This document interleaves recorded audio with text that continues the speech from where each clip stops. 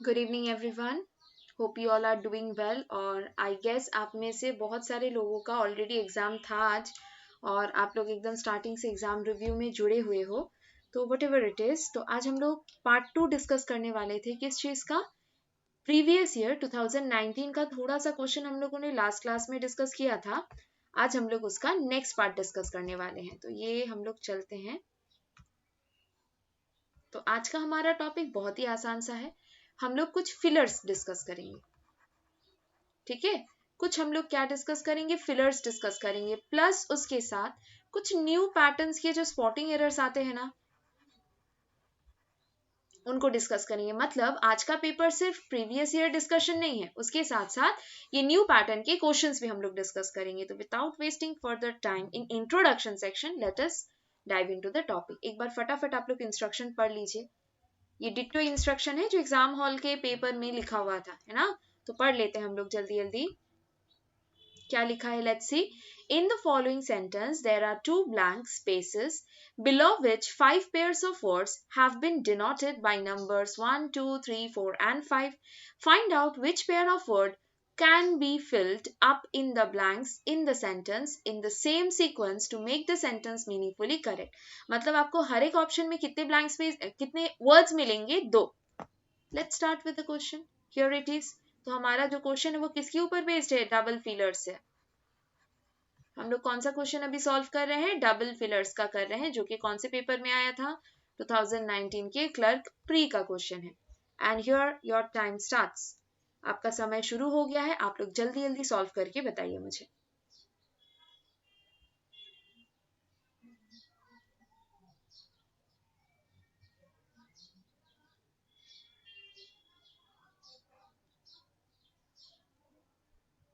देख लीजिए कौन सा करेक्ट आंसर होगा, फटाफट बताइए।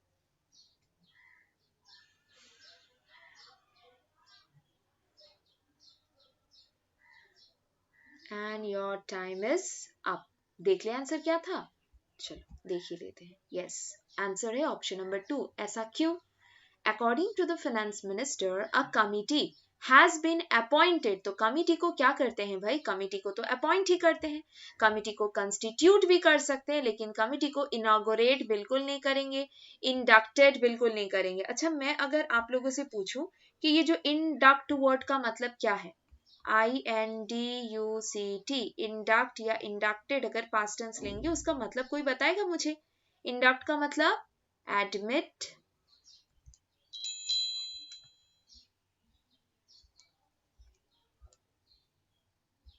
इंडक्ट का मतलब हम लोग याद रखेंगे, उसका मतलब होता है एडमिट समवन फॉर्मली। कोई भी पर्सन को अगर आप फॉर्मली किसी चीज में एडमिट कर रहे हो, तब हम लोग इंडक्ट वर्ड को यूज करते हैं। तो लिख लिया जाए, admit someone formally.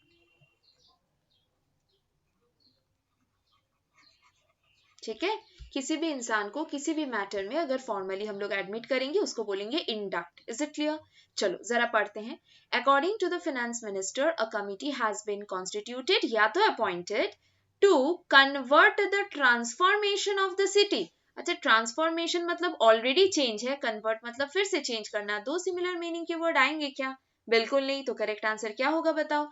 Correct answer होगा ओवरसी, क्योंकि इन दोनों वर्ड को ही तो हम लोग सुटेबल माने थे ना। तो दैट इज वाई हमारा करेक्ट आंसर है ऑप्शन नंबर 2। अब अगर अदर ऑप्शंस के बारे में बात करें, ठीक है, यहाँ पे जो अदर ऑप्शंस है, अगर उसके बारे में बात करें तो हम क्या बोलेंगे? कन्वर्ज जो वर्ड है, देखो ये वर्ड है कन्वर्ज, इसका मतलब क्या है? What do you mean by the term converge? Converge का मतलब है tend to meet at a point. आप लोग जब कंस्ट्रक्शन सॉल्व करते थे, ज्योमेट्री के कंस्ट्रक्शंस, तो कन्वर्जेंट, डाइवर्जेंट ऐसे आप लोग टर्म यूज करते हैं ना। कन्वर्ज मतलब दो चीज आके एक जगह पे अगर मीट करे, उसको बोलेंगे कन्वर्ज। और डाइवर्ज का मतलब दो चीज अलग अलग हो गया। फाइन, चलिए नेक्स्ट क्वेश्चन पे चलते हैं। And here is your question. आपका समय शुरू होता है अब। जल्दी जल्दी सॉल्व करिए, एकदम क्विकली सॉल्व करेंगे। Question number 2।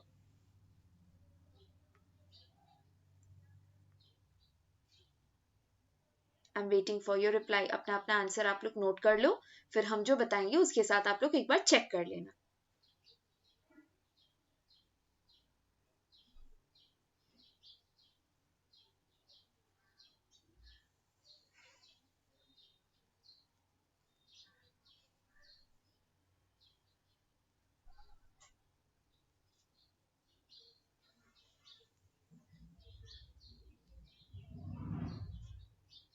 And your time is up.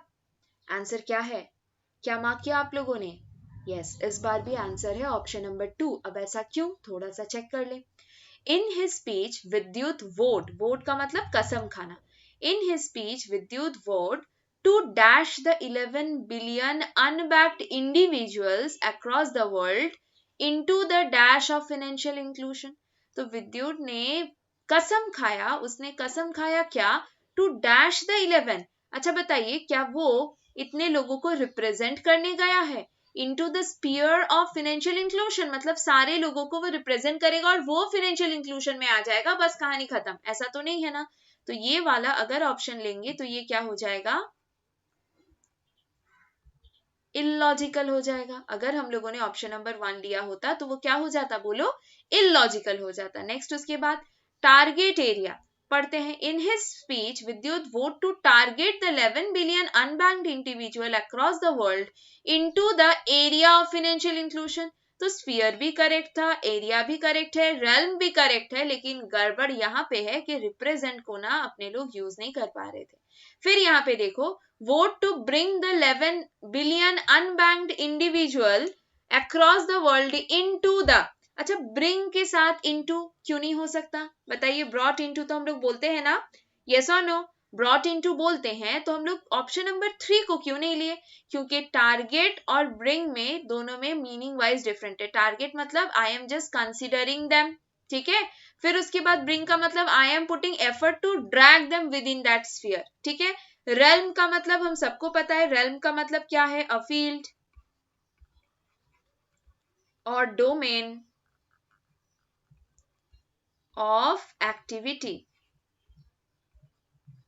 REALM, realm का मतलब क्या बोलेंगे? अ फील्ड और डोमेन ऑफ एक्टिविटी, ठीक है।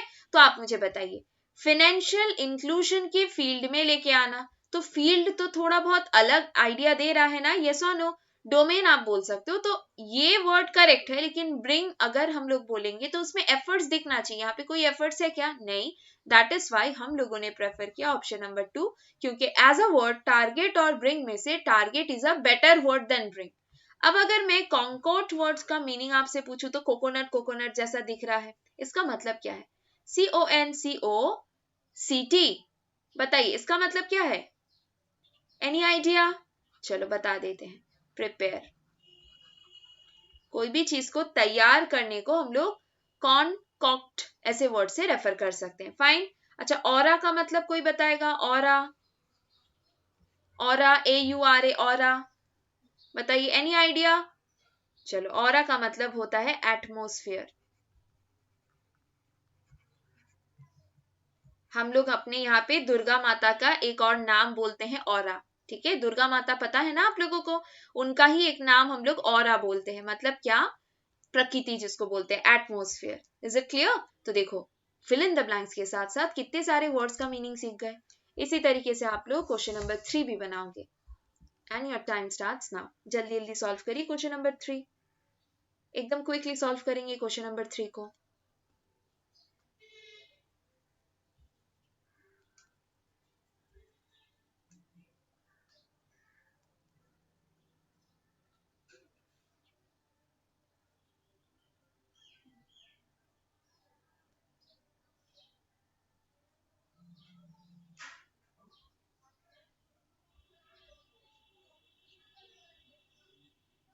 And your time is up. Check कर ले आंसर। Option number 4। अब आप लोग मुझे बताइए ऑप्शन नंबर 4 आंसर क्यों है?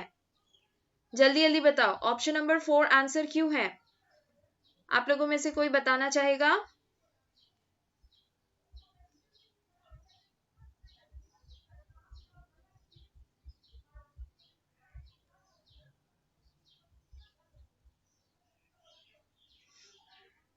यस या नो? कौन बताएगा? बोलो।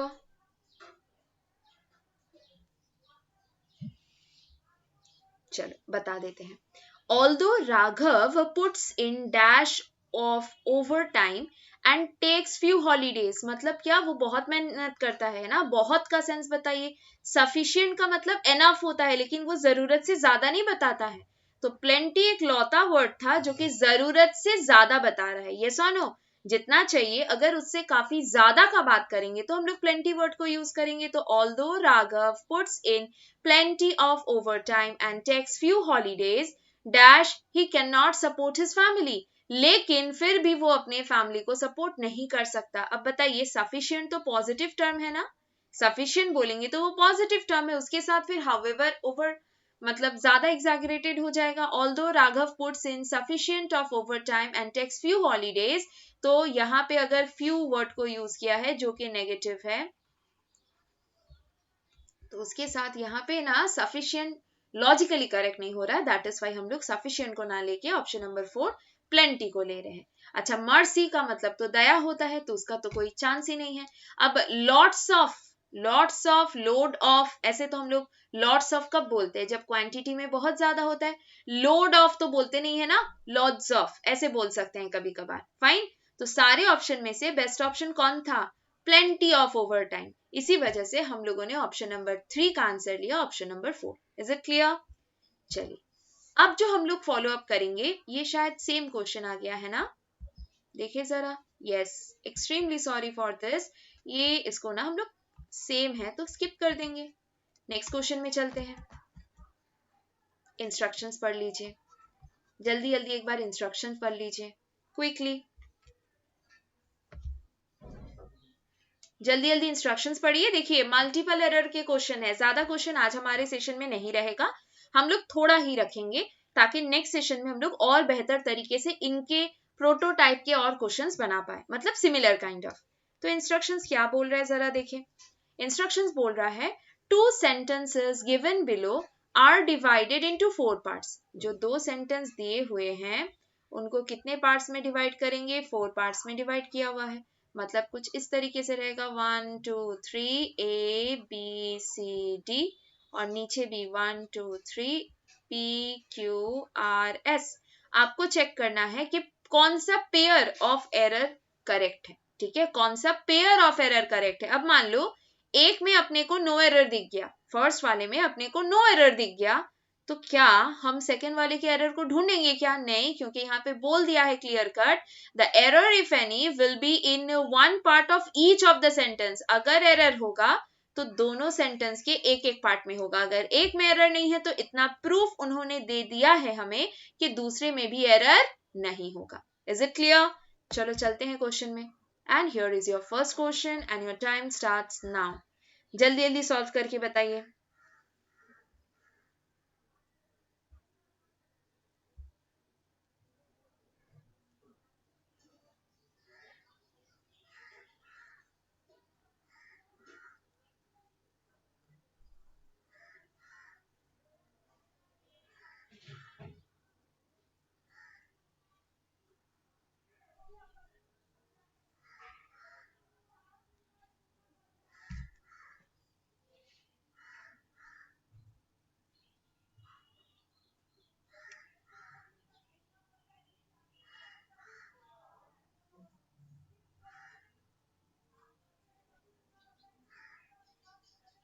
डन, चलो टाइम इज अप, तो हम लोग देख ले आंसर क्या होगा।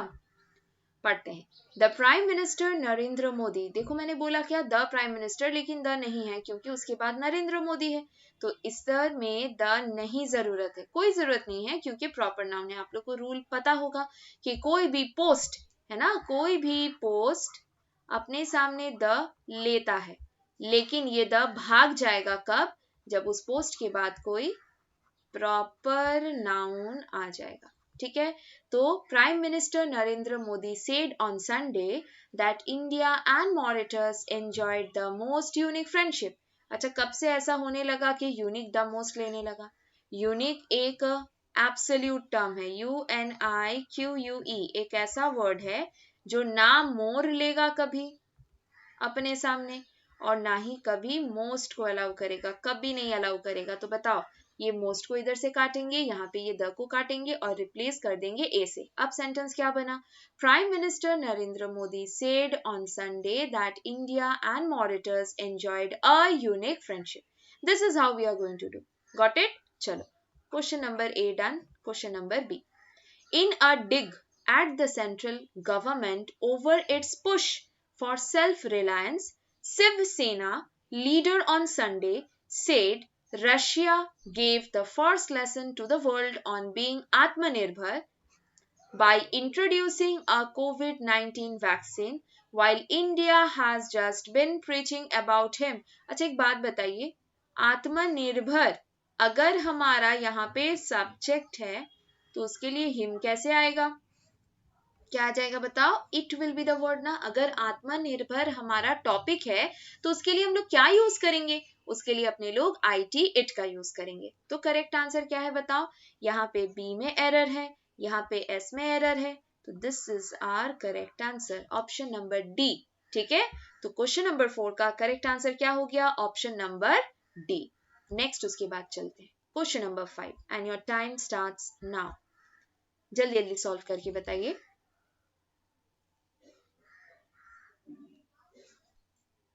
अच्छा, इधर ना ऑप्शंस नहीं आए हैं. I am extremely sorry for that. या आप ऐसे ऑप्शंस लिख लो, A B C D E. Options लिख दे.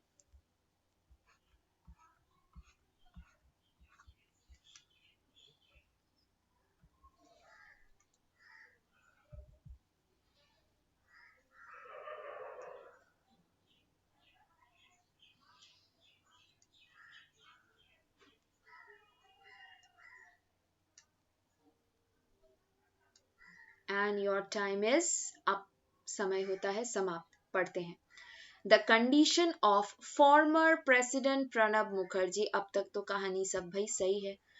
Pranab Mukherjee further deteriorated at Monday. अच्छा, संडे मंडे ये जो जितने भी डे होते हैं ना, क्या ये डे अपने सामने एट लेते हैं? बिल्कुल नहीं.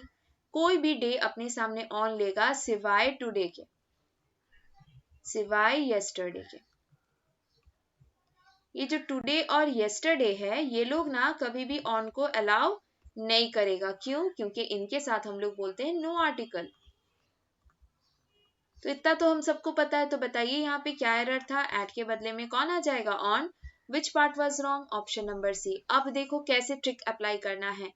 यहाँ पे चेक कर लो ना, ऑप्शन सी कितने आंसर्स में आ रहे हैं? बस एक में ना आपका कहानी खत्म. You need not go for the second one. आप सेकेंड सेंटेंस ना पढ़ो, आप सेकेंड सेंटेंस को छोड़ दो, छोड़ के आगे बढ़ जाओ, आपका आंसर उतना ही करेक्ट होगा. Is it clear? जितना अभी करेक्ट है. यहां तक समझ में आया? यस या no? Right. For your relevance हम बता दे रहे हैं कि आर में क्या एरर है. आर में ये एरर है. नंबर, उसके बाद यूनिट, उसके बाद नाउन, है ना. नंबर यूनिट नाउन में यूनिट कभी भी प्लूरल नहीं होगा. यूनिट हमेशा क्या होगा? सिंगुलर, है ना. नंबर यूनिट नाउन का अगर हम लोग बात करेंगे, उसमें यूनिट हमेशा क्या रहेगा? बोलो, सिंगुलर रहेगा. Got it. तो चलिए यहाँ पे YARS में से S को काट देंगे, बोलेंगे क्या? 20-year-old student. यहाँ तक क्लियर तो सबका? I guess it is. फिर भी अगर कोई डाउट या क्वेरी रहता है, I am available here tomorrow. आज बिल्कुल नहीं, आज पूरा दिन एग्जाम रिव्यू वगैरह उसमें हम लोग एंगेज रहेंगे. आप ही लोगों के लिए वो शो भी चल रहा है, वो सुबह से 9:30 बजे से हमारा कंटिन्यू लगातार चल रहा है. तो आज नहीं, आज के बाद कभी भी आप लोग मुझे क्वेश्चन का स्क्रीनशॉट देके अगर कोई डाउट होता है पूछ सकते हो. चल नेक्स्ट, उसके बाद question number 6 and your time starts now. जल्दी जल्दी सॉल्व करिए. क्वेश्चन नंबर 6 एकदम क्विकली सॉल्व करें.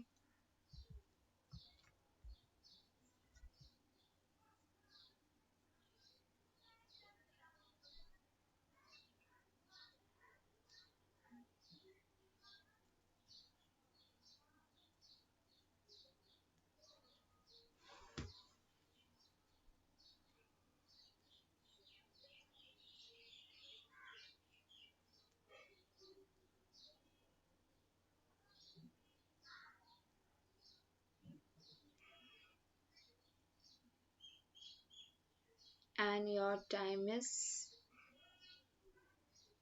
over. देखो समय समाप्त. अब देखो पढ़ते हैं. It was MS Dhoni's vision that led to Rohit Sharma becoming one of the. आप लोग को बहुत बार मैंने बोला होगा, सुबह वाले सेशन में भी बोलते हैं, अभी भी बोलते हैं, जब कभी भी वन ऑफ दिख जाए ना, 3 चीजों को झटपट चेक कर लो। वन ऑफ दिख गया मतलब 3 चीज को हम लोग झटपट चेक करेंगे। क्या? डिग्री चेक करेंगे कि भाई वन ऑफ के बगल में सुपरलेटिव डिग्री है कि नहीं। तो हाँ भाई, हमको मिल गया सुपरलेटिव। देखो, वन ऑफ द ग्रेटेस्ट बोला है तो एकदम करेक्ट है। दूसरा, वन ऑफ के बाद जो सब्जेक्ट रहेगा, नाउन प्रोनाउन रहेगा, वो प्लूरल है कि नहीं। और तीसरा चीज जो चेक करना होता है वो है वर्ब। वर्ब हमारा सिंगुलर होना चाहिए। बहुत लोग गलत ये कर देते हैं कि सब्जेक्ट देखते हैं प्लूरल, साथ ही साथ वो लोग वर्ब को भी प्लूरल बनाते हैं। बी केयरफुल, बहुतों में अल्टीमेटली बात तो किसी एक का कर रहे हैं। वन ऑफ जब भी बोल रहे हैं, मीनिंग क्या है? बहुतों में एक, तो बात किसका कर रहे हैं? बहुत लोगों का कि एक का? ओनली एक का बात कर रहे हैं। दैट इज वाई हम लोग यहाँ पे इस तरीके से वन ऑफ के साथ अगर वर्ब को यूज करेंगे तो कैसा वाला वर्ब आएगा? सिंगुलर वाला। ठीक है, तो बताइए, ओपेनर नहीं होगा, उसके बदले openers. Got it? One of the greatest white ball openers will be the correct word. Okay? अब देखो, ऑप्शन नंबर सी में एरर है। जरा सी को ढूंढो तो, एक ही ऑप्शन में तो है। तो हमारा समय बच गया इतना बड़ा सेंटेंस पढ़ने का, है कि नहीं? तो ऐसे स्मार्ट वर्क करना है एग्जाम हॉल में। फाइन, चलो क्वेश्चन नंबर क्यू में आ जाओ। पार्ट क्यू में क्या बोल रहा है? प्रो रेसलिंग इज रिप्लेसिंग, मतलब प्रेजेंट टेंस में बात हो रहा है, pro basketball at the Florida arena that was नहीं भाई, that is home to Orlando Magic. ठीक है, ऑप्शन नंबर क्यू में ये वाज गलत है, उसके बदले देखो, सारा चीज जब प्रेजेंट टेंस में है तो ये भी प्रेजेंट टेंस में होगा, इसमें इज होगा, वाज नहीं। Is it clear? चलिए नेक्स्ट क्वेश्चन में चलते हैं। फटाफट सॉल्व करके बताइए question number 7 and your time starts now.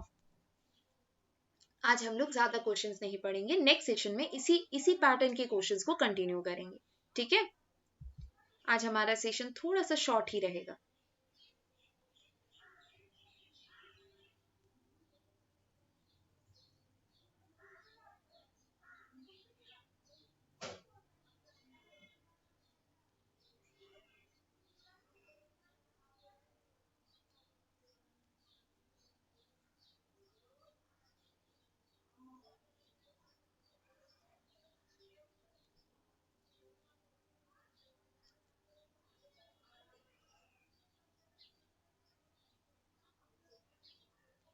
And your time is up.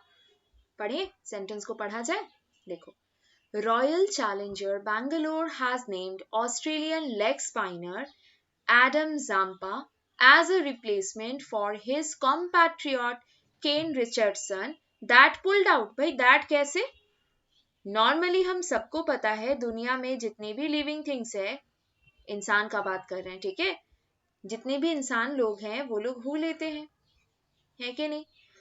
अगर इनके सामने कभी ओनली आ जाए, कभी सेम आ जाए, कभी सच आ जाए, कभी लिटिल हो जाए, एटसेट्रा, है ना? कभी भी अगर ऐसा कोई सिचुएशन हो, तब हम लोग हु के बदले क्या कर सकते हैं? ऐसे सिचुएशन में हम लोग हु के बदले दैट को यूज कर सकते हैं। ऐसा कोई सिचुएशन है क्या? ये देखो हमारा एंटीसीडेंट, उसके सामने ऐसे लिस्ट के कोई भी वर्ड्स दिख रहे हैं क्या? बिल्कुल नहीं। तो दैट के बदले क्या होना चाहिए? Who will be the word? Who pulled out of the IPL? This is how we are going to say ना। तो कौन से पार्ट में एरर था भाई? ऑप्शन नंबर डी में एरर था। ढूंढे जरा, डी वाला तो एक ही ऑप्शन है, मतलब दूसरा वाला अप्लाइड है कि उसमें एरर है ना? अच्छा देखो, आर में क्या एरर है? कॉल्ड फॉर का मतलब आपको पता है क्या होता है? अगर मैं कॉल्ड क्या लिख रही हूं, फॉर बोलूंगी ना, if I use the term called for, उसका मतलब क्या होगा पता है? कॉल्ड फॉर का मतलब डिमांड होता है। तो यहाँ स्टार्टअप का डिमांड नहीं कर रहे, स्टार्टअप को इनवाइट कर रहे हैं कि तुम भाई अपना जो एक्टिविटी है ना शुरू कर दो। स्टार्टअप बिजनेस का मतलब क्या होता है? कोई नया बिजनेस शुरू होना, है कि नहीं? तो हम लोग क्या बोलेंगे? कॉल्ड अपॉन, मतलब bring to play, right? Called upon will be the word. तो क्या होगा correct answer? The entire world and called upon startups to work towards realizing this potential. This is how we are going to end this question. Fine, चलिए एक और question है यहाँ पे, जल्दी जल्दी सॉल्व करिए। क्वेश्चन नंबर 8 एकदम क्विकली सॉल्व करेंगे, फटाफट।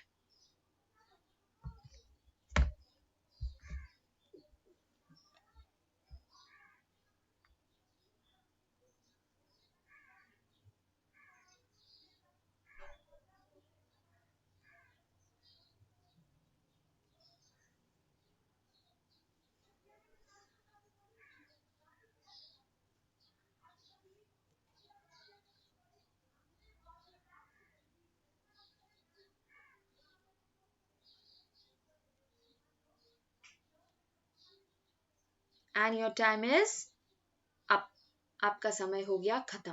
पढ़ते हैं।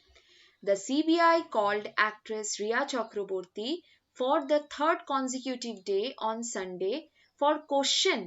For के बाद question ऐसे बोलेंगे या questioning ing पूछताछ के लिए बुलाया गया। Questioning will be the word. In the case of death of Sushant Singh Rajput, तो करेक्ट आंसर क्या है? ऑप्शन नंबर सी में एरर है। सी वाला एक ही ऑप्शन है, तो हमको टेंशन करने का जरूरत नहीं। टेंशन तब करेंगे जब सी से एक से ज्यादा ऑप्शन होंगे। अच्छा, ऑप्शन नंबर आर को जरा पढ़े। Pandemic are now hopeful of revival for their। Babu revival के बाद कभी बिफोर आता है क्या? बिल्कुल नहीं। रिवाइवल का एप्रोप्रिएट प्रपोजिशन क्या है? ऑफ होगा। रिवाइवल जो वर्ड है उसका एप्रोप्रिएट प्रपोजिशन क्या है? बोलो। OF, of will be the appropriate preposition of the term revival. Is it clear? चलिए इसके बाद आप लोगों का जो क्लास है हम आज सेशन ओवर करेंगे। कुछ भी डाउट है तो आप लोग टेलीग्राम कर सकते हो। And thank you all of you. Session अगर सही लगा कि जो क्वेश्चन हमने अभी सॉल्व किया है वो काम के थे, तो जरूर से लाइक कर दीजिएगा और अपने दोस्तों के साथ शेयर कर दीजिएगा। सब्सक्राइब तो आप लोग कर ही रखे होंगे, है कि नहीं? चलिए then, thank you, good night all of you. मिलते हैं नेक्स्ट सेशन में।